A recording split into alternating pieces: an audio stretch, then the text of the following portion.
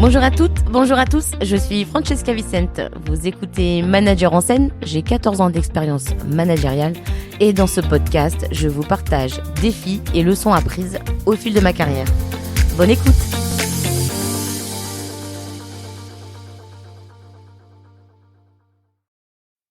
Dans cet épisode, je vais aborder la santé des femmes.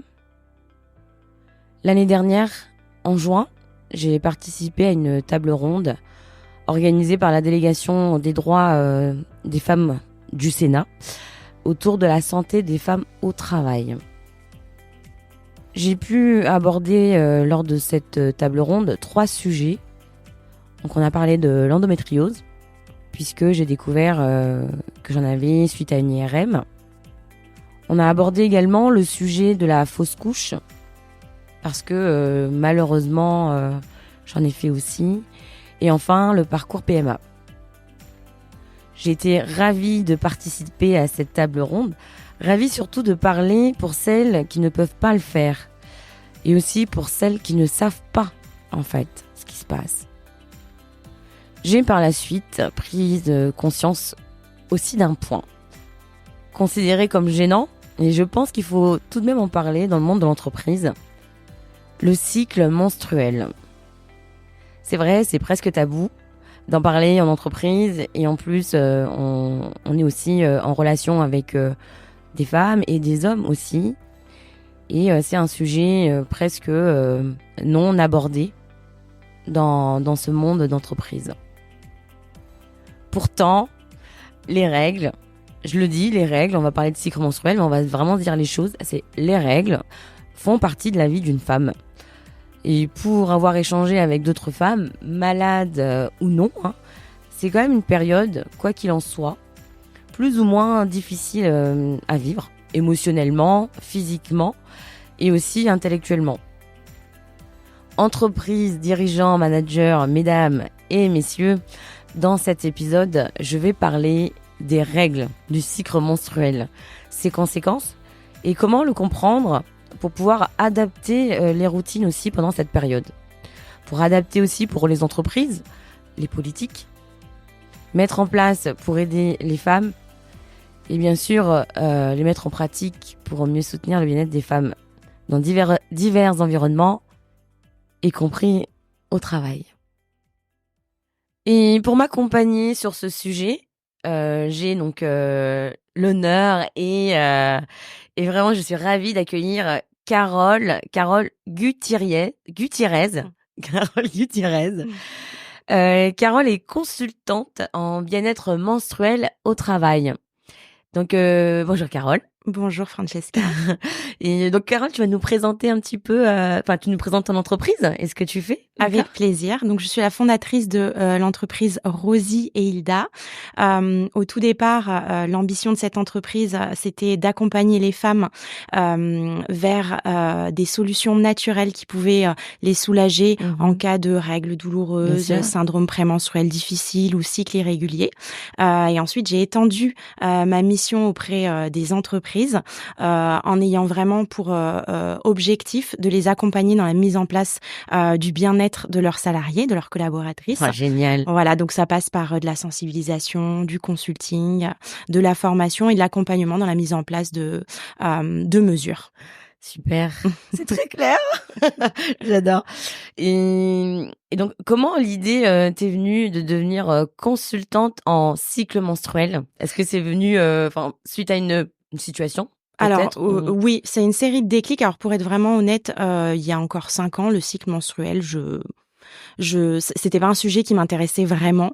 Disons que je repérais mes règles et ma phase ovulatoire, parce que c'est des choses qu'on suit en général. Oui, je connais.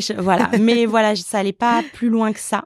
Et au final, c'est toute une série de déclics qui m'a amenée à prendre conscience dans un premier temps, de l'importance de connaître mon cycle, moi en tant que femme, en tant que personne menstruée, et après plus loin dans la démarche de prendre conscience de l'importance qu'il y avait de comprendre le cycle menstruel et les besoins des personnes menstruées au sein de notre société.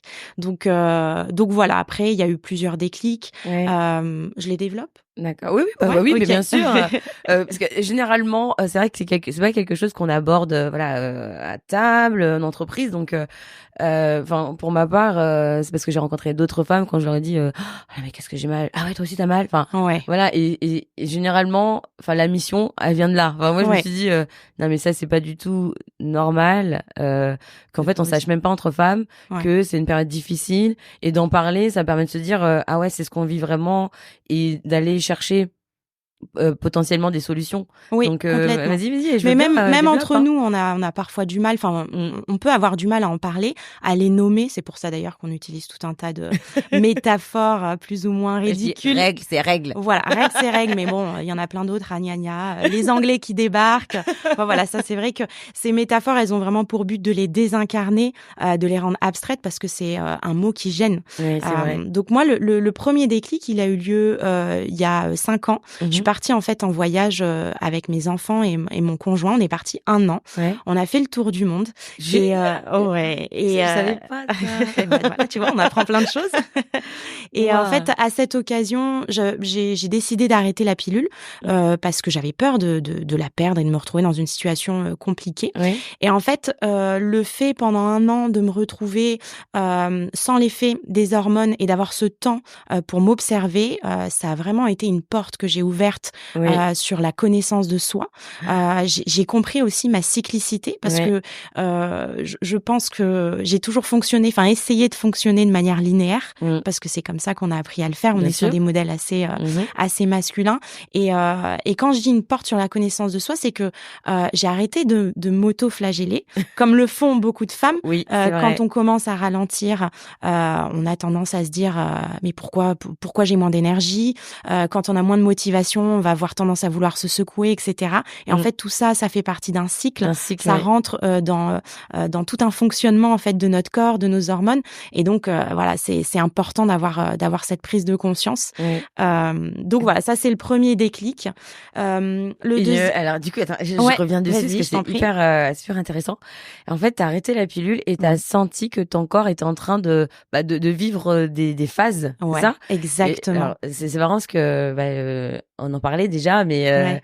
alors je fais du sport et c'est vrai que j'ai toujours senti, à certains moments, je savais pas pourquoi, j'ai l'impression que j'avais des jambes, bah, enfin, qui voulaient pas y aller, quand Ouais. je commençais, une course, et c'était vraiment, enfin, autant je pouvais faire 5 kilomètres avec beaucoup d'enthousiasme, et Ouais. 5 kilomètres, mais vraiment je vais me les faire en 3 fois. Donc Ouais. c'est vraiment lié à ça. Complètement, c'est lié à ça. En fait, on va vivre une vague hormonale à chaque, cycle Ouais. et ces hormones, elles vont agir sur, notre énergie, notre mindset, notre motivation, notre libido évidemment, mais aussi nos ressources Ouais. et c'est ça que je trouvais important et intéressant aussi parce que souvent on s'arrête quand on parle du cycle menstruel et des règles, on s'arrête à tout ce qui est, état physique, Mmh. mais ça va bien au-delà de ça. Ça touche les émotions, ça touche, l'état Ouais, psychologique et ça touche aussi les ressources. Il y bien a des sûr. choses qu'on est beaucoup plus capable, de faire, quand on Quand on a, Ouais. enfin en fonction de certaines phases de notre cycle, que d'autres. Donc c'est important de connaître, aussi ce que peut nous apporter, ce cycle. Bien sûr.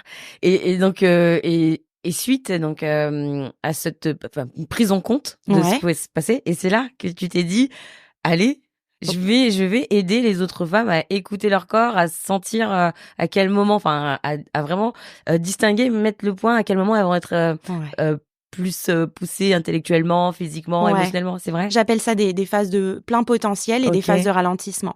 Ouais, alors, pas tout de suite. J'ai pas eu tout de suite cette volonté-là. Ouais. En fait, je suis rentrée en France et je me suis dit: «Mais j'ai découvert un truc de dingue, il faut que j'en parle autour de moi» et donc j'ai commencé à me passionner pour le sujet et à en parler autour de moi et là, c'est là qu'a eu lieu le 2e déclic. J'ai été frappée, dans un 1er temps, par la méconnaissance des femmes et quand des femmes et des hommes, hein, Des hommes, d'ailleurs. ouais, ouais. Et quand je dis ça, c'est pas du tout, négatif, hein. Mmh. C'est, on a le niveau d'information qu'on Qu'on a, a, qu'on ouais. nous a enseigné, à la maison lors Mmh. à l'école, quoi. Et puis ça fait Donc partie intégrante de notre vie c'est finalement. ça, mais Donc on n'a pas reçu les enseignements pour mmh mh. accueillir tout ça.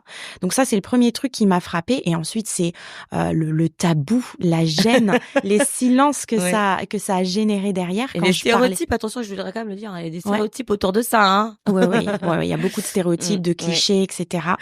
Donc là, je me suis dit: «OK, en fait, il y a vraiment quelque chose à faire au niveau de il y a Mmh un mh. travail d'éducation à faire, à ce niveau-là, quoi». Franchement, je trouve ça noble juste déjà d'être là pour en parler parce que certainement que les auditeurs, auditrices ne savaient peut-être pas. Donc là, on est sur de la révélation.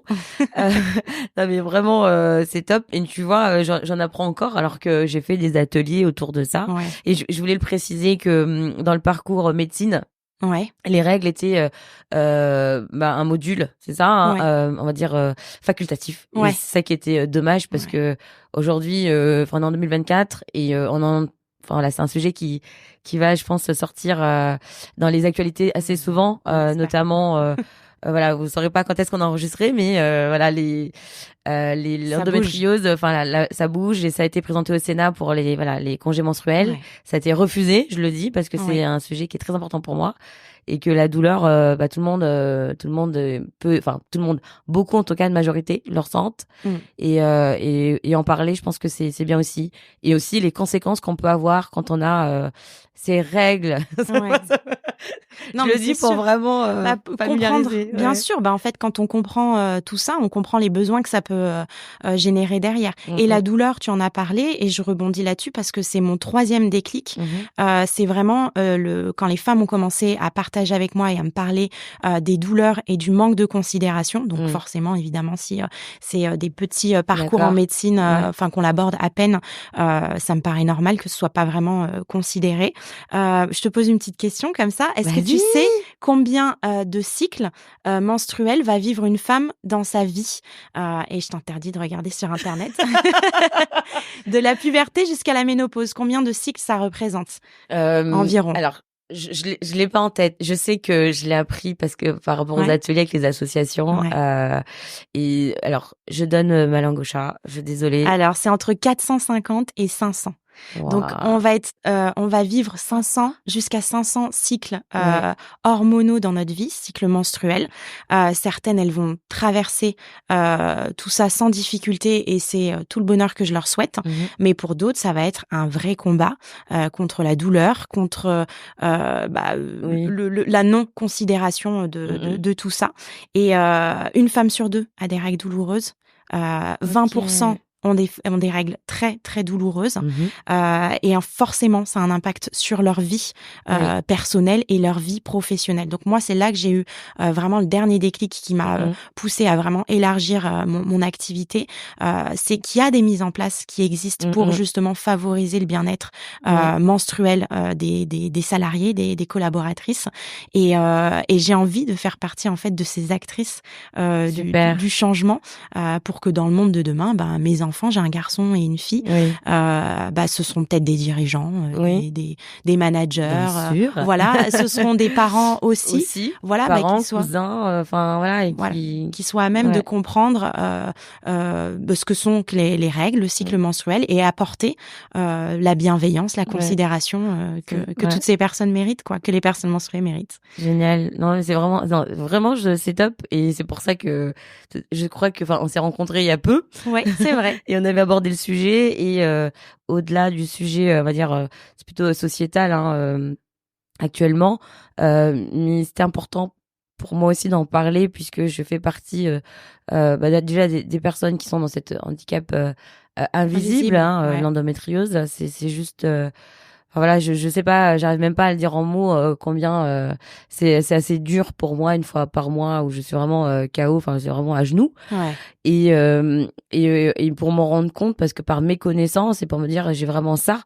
Et j'ai toujours pensé et malgré depuis mon adolescence j'ai vu mon père appeler les médecins la nuit parce que mes connaissances encore du sujet, qu'est-ce qu'elle a, mais en fait j'avais mal et j'avais une maladie, je ne savais pas et je l'ai su à quasi 40 ans.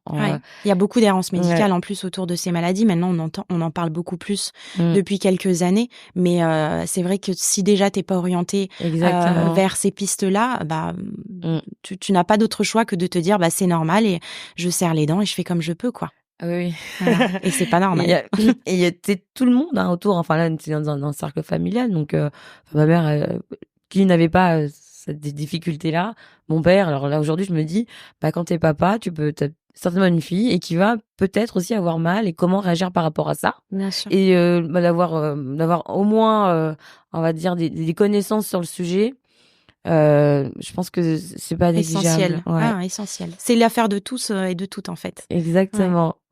Alors, est-ce que quand t'interviens dans les entreprises, tu vas pour justement expliquer le bien-être des femmes et lié au cycle menstruel pour les femmes en entreprise.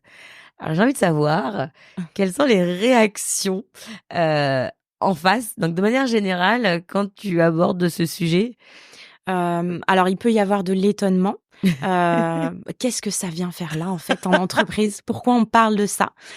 Donc ça prouve qu'il y a une vraie méconnaissance du sujet et des besoins que peuvent avoir les personnes menstruées. Et qu'est-ce qu'elle fait là pour qu'est-ce qu'on fait là? Qu'est-ce qu'on fait là? L'ignorance je veux dire l'ignorance, mais je veux dire vraiment c'est méconnaissance du sujet, mais aussi manque d'intérêt, non? Oui, donné, on peut se dire, mais qu'est-ce qu'on fait là? Quel rôle on va jouer nous dans cette histoire?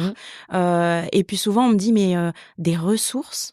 Comment ça en fait? Des ressources, les règles c'est juste chiant, c'est insupportable, et on se demande, et en fait bien souvent on réduit le cycle menstruel aux règles et à l'ovulation, et c'est bien plus global que ça. Donc c'est encore une fois une question de méconnaissance, et mon objectif c'est vraiment de poser déjà ces bases là, que les entreprises, que les personnes concernées comprennent de quoi on parle, de donner des statistiques aussi, parce que comme c'est un sujet tabou, les femmes ne s'en plaignent pas, donc on nourrit encore plus le tabou parce qu'on n'en parle pas. On n'en parle pas. Voilà, et du coup, parfois les gens ont l'air étonnés, mais non, les femmes n'ont pas tant mal que ça pendant leurs règles. Évidemment qu'elles n'en parlent pas. Souvent, les femmes, elles peuvent avoir des énormes insomnies, des fatigues pendant leurs règles. Ça peut être très douloureux de se déplacer, de se tenir debout, ou être assise. Plein de positions, voilà. Et la plupart du temps, les femmes, elles serrent les dents, elles ne disent rien, elles continuent à sourire. En tout cas, elles font de leur mieux pour essayer de gérer avec ça. Donc forcément, en fait, les gens ne sont pas au courant autour de nous, jusqu'à ce que peut-être on prenne un arrêt parce qu'on n'en peut plus et qu'on tombe par terre au bout de 6 mois, voilà. Donc forcément, en fait, on est dans un espèce de cercle vicieux, et on nourrit le tabou malgré nous, en fait. Et on s'écarte, un peu de l'effet d'aborder la société avec ça. Ouais, complètement. Il y a aussi, donc il y a de l'étonnement, et il y a aussi des questionnements, en fait. Et c'est marrant parce que, pour pas spoiler l'actualité, mais je l'ai vu hier aussi passer en vidéo, une question d'un député qui demandait, excusez-moi, mais qu'est-ce que c'est des sanitaires adaptés? En fait, je ne comprends pas. Tu l'as vu aussi. Oui, je l'ai vu. Voilà. Et ça, c'est des questions aussi qu'on me pose. On me dit, mais ça veut dire quoi, en fait, des sanitaires adaptés? Donc, tu vois, c'est vraiment replacer le contexte, expliquer les choses telles qu'elles sont. Exactement. Tu vois, avec les mots appropriés, sans gêne, sans honte, et en disant, voilà la situation, et voilà à quoi correspondent des sanitaires adaptés. Franchement, donc, je l'ai vu cette vidéo, et en fait, à ce moment-là, je me suis dit, on est encore sur les serviettes hygiéniques ou les tampons. Et en fait, j'ai bien senti que il y avait pas non plus d'évolution de connaissance de ce qu'utilisaient les femmes déjà pendant leur période. J'étais assez étonnée de me dire non, on parle de cup. En fait, ce cher député ne sait même pas ce que c'est. Ok, il peut pas savoir. Mais même parfois les tampons, certaines personnes, certains hommes ne se représentent pas vraiment ce que c'est. Les tampons et les cups, on a tendance à s'en mettre sur les doigts. Non, mais voilà. Et donc des sanitaires adaptés, c'est dans la mesure du possible un petit lavabo à côté de la cuvette des toilettes pour pouvoir se rincer les doigts et éviter de sortir devant ses collaboratrices, avec les doigts tachés, devoir nettoyer sa cup devant, si on n'a pas anticipé la petite bouteille d'eau en allant aux toilettes. Est-ce que vraiment, allez Carole, est-ce que tu vas pas mettre en petite facultatif, je vais vous montrer ce qui est utilisé. Et il faut laisser un peu de temps pendant ce temps-là. Enfin, il faut laisser un peu de temps pour pouvoir, parce que ça fait pas en 5 minutes. Non, mais oui, mais ça c'est utile aussi. Ça peut être des choses avec lesquelles je discute avec les femmes aussi, des femmes qui connaissent pas forcément les cups, les nouvelles contraceptions, moi j'appelle ça, qui sont un peu plus écolo, plus respectueuses du corps, etc. Donc j'ai toujours ce genre de choses sur moi, pas les miennes personnelles, hein, mais des modèles que j'utilise, enfin voilà, qu'on peut manipuler, parce que voilà, mon objectif c'est qu'il y ait des prises de conscience. Oui, pardon. C'est drôle quand même. Oui, mais c'est drôle, mais en même temps, il y a plein de gens qui n'ont jamais vu ça. Il y a des hommes qui n'ont jamais vu ça parce que les règles, c'est des affaires de bonnes femmes. Non, mais c'est vrai, ça a toujours été considéré comme quelque chose de secret, un peu honteux. Enfin voilà, donc on n'en parle pas, on reste discret. On le voit d'ailleurs dans les slogans de pub, c'est rester discrète. Mais franchement, je pense que c'est, enfin, bravo à toi parce que c'est, sur un sujet comme ça et d'en faire son activité. Ouais. Mais il y a tout ce que ça apporte derrière, et aussi je pense qu'à un moment il faut aussi faire, on va dire, barrière de ça, des injonctions des autres en disant mais pourquoi faire ça, mais est-ce que c'est vraiment intéressant, est-ce que, alors que oui c'est intéressant, ça nourrit, enfin là clairement tout de suite tu me nourris d'infos incroyablement, et tant mieux, et je suis contente quand on me dit ça. Non mais voilà, c'est vrai. Et ça a son utilité, là j'espère que tu pourras en former, en tout cas, plein d'entreprises autour de ça. Et aussi, je m'adresse, pour en savoir un petit peu plus, aux femmes, que tu peux aussi faire ça, donc en particulier. J'imagine. Oui, bien sûr. Ouais. Ça m'arrive de faire des ateliers particuliers. Ça m'arrive aussi d'intervenir avec des coachs bien-être ou des coachs en développement personnel ou en développement de potentiel, etc. Parce qu'en fait, je l'ai dit, et ça a été mon premier déclic, c'est une ouverture sur la connaissance de soi.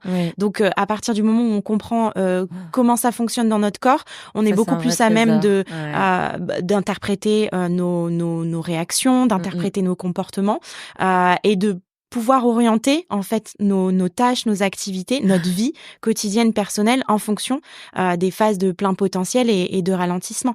Donc oui, bien sûr, j'interviens auprès de particuliers, auprès d'entreprises.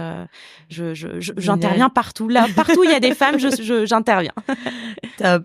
Alors, est-ce qu'il y a des outils qui peuvent aider justement à suivre pour encore une fois c'est aussi nourrir de les informations pour faire évoluer les choses, des outils qui peuvent aider à mieux comprendre le cycle, soit adressé aux hommes et aussi aux femmes, et comment les entreprises, donc là vraiment tu vas aborder un sujet d'accompagnement que tu donnes vraiment aux entreprises quand tu interviens.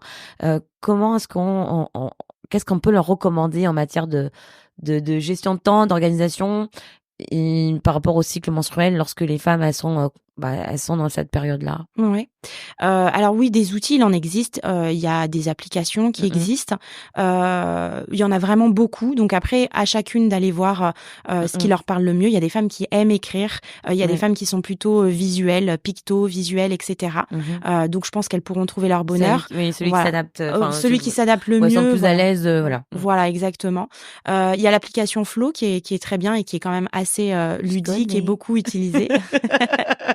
Voilà. Après, le suivre son cycle, souvent on s'en fait tout un monde, alors que en fait c'est vraiment à la portée de toutes et de tous. On peut suivre son cycle simplement en l'écrivant sur un carnet en fait. On va noter les dates. À partir du moment où on a les bases, qu'on sait repérer les phases du cycle, on va noter les dates et ensuite on va noter ce qui nous paraît important. Ça peut se faire sur 2-3 cycles. Donc ça peut être au niveau des émotions, ça peut être au niveau des énergies, comme tu dis, ça peut être au niveau du sport. Comme tu le disais, là aujourd'hui c'était difficile, j'étais lourde, je me sentais lourde dans mon corps, et d'autres fois où tu as l'impression de voler. Ça peut être aussi sur de la performance, tu vois. J'ai fait une conférence où j'ai fait une présentation à mes collègues et franchement, je me suis vraiment bien débrouillée. J'étais à l'aise, j'ai osé sortir facilement de ma zone de confort, tu vois. Ça peut être au niveau de la libido parce que c'est important aussi, ça fait partie de la vie. Il y a des périodes où il y a des phases où on a moins de libido que d'autres. Le sommeil aussi, voilà. Donc tout ce qui nous paraît intéressant à noter. Alors au début, on va peut-être noter beaucoup et après, voilà, on va faire un peu le tri. Et l'idée, c'est ensuite de voir d'un cycle à l'autre les récurrences qui viennent, de se dire ah bah oui, c'est vrai que sur cette période-là, moi j'ai l'impression que je fonctionne mieux comme ça. Là, je suis plus ralentie, donc je vois que c'est difficile de travailler. Enfin voilà. C'est marrant que tu dis ça parce que je pense que ça, il faut aussi l'entendre, ce côté, déculpabiliser parce que quand on ne sait pas ce qui nous arrive, on se dit mais je comprends pas. On est dans la flagellation complète. Mais je suis nulle ou quoi? Je suis nulle. Et puis même, ça va être sur la motivation. Moi, je sais que des fois, en préparant des conférences, des formations et tout, je suis super motivée sur mon dossier. Je trouve que j'ai été bonne dans ma préparation et tout. Et quelques jours après, je vais avoir envie de tout remettre à la poubelle. Et je vais douter, je vais me dire mais est-ce que finalement c'est vraiment bien cette phrase-là, est-ce que ce paragraphe c'est bien? Et ça en fait, ça fait partie du cycle, c'est normal, il y a des périodes où on a notre vision des choses qui change, c'est hormonal. Et en fait, à partir du moment où on a conscience de tout ça, on a une lucidité sur le regard qu'on porte aux choses qui est différente. Enfin on est plus lucide en fait. Et donc forcément, on se déculpabilise là-dessus. Donc prendre des notes, ça peut être un moment fort à un moment donné quand on superpose tout ça, de prise de conscience, de se dire mais en fait je suis pas une girouette, je suis ni nymphomane ni frigide. Non mais tu vois, parce qu'on peut être amené à se poser ces questions-là. Ah OK, en fait je suis pas feignasse, je suis pas fainéante, pardon. Je suis pas fainéante, je suis cyclique, j'ai des variations d'énergie et donc c'est OK de parfois ralentir. C'est OK parfois de moins réussir à produire. Et ben au final, comment je vais produire différemment? Donc c'est une véritable prise de conscience. Ça peut être un moment fort. Et ça, on peut le faire sur un carnet. Il y a des mandalas aussi qui existent, des mandalas du cycle. Donc c'est des espèces de grosses rosaces. Voilà, en général qui ont 28 pétales. Et d'ailleurs, j'aime pas parce que 28, il y a des femmes qui ont des cycles plus longs, plus courts. 28, voilà. C'est une moyenne, mais voilà. Donc ça aussi, on peut s'y retrouver. Et moi, j'ai créé un outil aussi que je donne aux entreprises après avoir fini de les former pour justement. C'est un outil que j'ai fait à mon image. Moi, c'est vrai que j'aime bien avoir un peu de contenu, pouvoir noter mes émotions. C'est pas forcément quelque chose qu'on peut faire sur les applications. Donc voilà, pour les femmes à qui ça peut convenir, ça fait partie des choses que je propose. Mais en plus de ça, je sais que tu as aussi pour aider justement à traverser cette période pour aussi les douleurs. Oui, tout à fait. Tu as créé une tisane. Absolument. J'ai créé des infusions pour le bien-être menstruel. J'ai commencé mon entreprise comme ça parce que justement en échangeant. Donc moi, quand je suis revenue de Tour du Monde, j'ai ouvert un blog, j'ai ouvert un compte Instagram. Ouais, t'avais envie de partager. Et c'était 2019. Donc c'était encore tout nouveau. Là, c'est vrai qu'on en parle beaucoup plus ouvertement, mais c'était encore tout nouveau. Et en fait, j'ai commencé à échanger avec des femmes qui m'ont parlé justement de cette notion de la douleur qui était pas considérée. Et c'est vrai que la question de soulager ces douleurs de manière naturelle, donc en dehors de la prise d'hormones ou de tout ce qui est Doliprane, Antadis, etc. La bouillotte, c'est en plus, mais voilà, qu'est-ce qu'il existe naturellement? Mais c'est très sous-coté là. J'ai vu que c'était dangereux d'ailleurs. Je donne le nom de médicaments, je donne pas de marque, mais c'était pas bon pour justement la phase d'après l'ovulation, l'ibuprofène. Ah bah là tu m'apprends un truc, tu vois. Mais de façon de prendre tu vois, je suis pas venue pour rien. Mais tu vois, enfin, ça fait partie, en effet, des solutions qu'on propose de manière assez systématique aux femmes, parce que c'est normal entre guillemets d'avoir ces règles. Et donc moi j'ai des femmes qui m'ont dit mais Carole, est-ce que tu connais des solutions naturelles qui existent pour remédier aux règles douloureuses, aux SPM difficiles ou à une irrégularité, dur à dire celui-là. Alors il faut que pour les auditeurs aussi, donc SPM, tu peux le... Ah oui, excuse-moi. Les syndromes prémenstruels. Voilà. Donc ça va être toute une série de symptômes physiques et émotionnels qu'on va ressentir avant l'arrivée des règles. Liées aux fluctuations hormonales. Et alors il y en a énormément, il y a 180 symptômes, donc on n'aura pas le temps, je crois, de tous les énumérer. Mais dans les principaux, ça va être au niveau physique des douleurs au niveau du sein, ça peut être de l'inconfort au niveau du petit bassin, bassin, qui va l'utérus, jusqu'à un petit peu au bas du dos parfois. au bas du dos, parfois, etc. Donc, on sait, c'est annonciateur, on sait que nos règles vont arriver en général quand on commence à ressentir ça. Migraine aussi. Des maux de tête, Ouais, j'allais le dire, tu m'enlèves les mots de la bouche. Ça, c'est mon truc, ça. Ouais. Migraine, ça aussi, ce sont des migraines qui sont liées aux hormones. Donc, migraine. Et après, au niveau émotionnel, psychologique, etc., ça va être de l'irritabilité, ça peut être de la nervosité, de l'angoisse parfois, la déprime. On sent qu'on commence à être un peu déprimé, on sait pas pourquoi. Allez, hop, on s'autoflagelle aussi. Pourquoi je déprime? Le ciel est bleu. Enfin voilà. Quand on n'en a pas conscience, on se dit mais pourquoi? En fait, j'ai toutes les raisons. Vulnérable, à fleur de peau. Ça peut être aussi baisse de libido et douleur parfois aussi. Donc voilà, c'est l'ensemble de ces symptômes-là qui arrivent. Et il y a des femmes qui le vivent. Il y a des femmes pour lesquelles c'est difficile. Il y a des femmes pour lesquelles c'est très très difficile. Donc là, c'est même plus du SPM, c'est du trouble dysphorique prémenstruel, donc on appelle ça des SPM hardcore. Donc là, ça peut aller jusqu'à l'envie de suicide ou ce genre de choses. Ah si, ça existe. C'est très méconnu aussi parce qu'on n'arrive pas à orienter les femmes vers ce diagnostic-là. Et il y a beaucoup de femmes qui en souffrent, qui vont voir les psys, etc., qui sont mises sous antidépresseurs alors que la cause, elle est liée au cycle. Voilà. C'est bien. Enfin, franchement, merci. Vraiment, je veux dire, c'est un vrai cadeau que tu nous fais là. J'en suis ravie. Génial. J'en suis ravie. D'accord. Et ta tisane, on peut la trouver partout? Alors, ma tisane, on peut la trouver sur mon site internet. J'y travaille pour qu'on la trouve partout.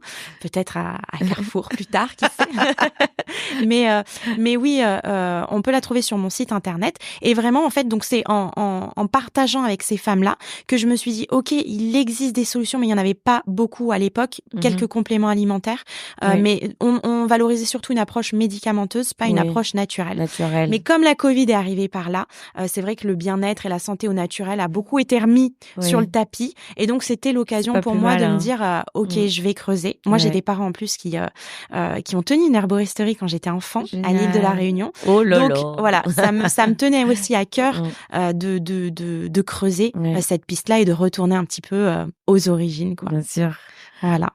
Carole, alors, on a l'habitude dans Manager en scène, c'est de donner 5 conseils à la fin de l'épisode. Ouais. Et donc, je vais te laisser l'honneur de donner ces 5 conseils aux auditeurs, auditrices. Ouais, avec plaisir.